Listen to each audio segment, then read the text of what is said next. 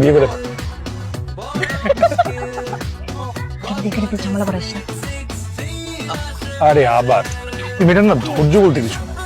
আচ্ছা যা, ঝামেলা নেই। Hello baby. দিদি করতে হবে না। তুমি কোথায়? তো কোথায় মানে? মানে না বোঝার মতো তো কিচ্ছু বলি নাই। তুমি এখন কোথায়, কার সাথে কি করছো সেইটা জানতে চেয়েছি। আমি এখন তোমার সাথে ফোনে কথা বলতেছি, এইটাই তো। একদম ফাইজলামি করবে না মির্জা। তুমি আমার ফোন কেটে দিলা কেন প্রথমে?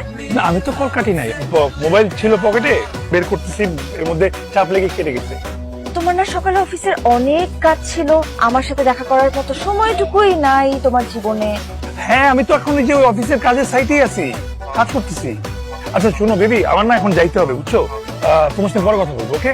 আর কল দেয়া লাগবে না মির্জা, এবার যা কথা হবে সামনাসামনি হবে আজকে বিকেলে। ওকে ঠিক আছে ঠিক আছে। বল দেরি হয়ে গেছে কত। জুস মুস শুনতে পেয়েছিস? বিল কাউন্টারে দিয়ে দিছে ওই গোলাপি শাড়িটা। না বিকাল পর্যন্ত এই বোঝা বই বেড়ানো কোনো মানেই হয় না। কিন্তু হাতে হাতে ধরে যা বলার বলে ফেলতে হবে, যা করার করে ফেলতে হবে।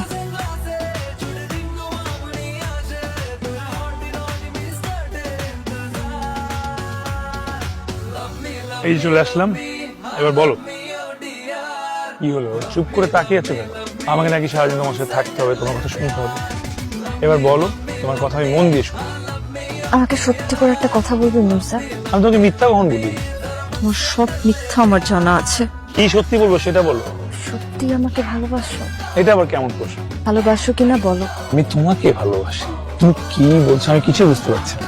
বুঝতে ঠিকই পারছো, না বোঝার ভান করছো। তবে ঘুরায় পেঁচা না বলে স্পষ্ট ভাবে বলো তো কি বলতে চাও। আমাকে ভালোবাসতে গেলে তোমার বেস্ট ফ্রেন্ড কাজলকে তোমার ছাড়তে হবে।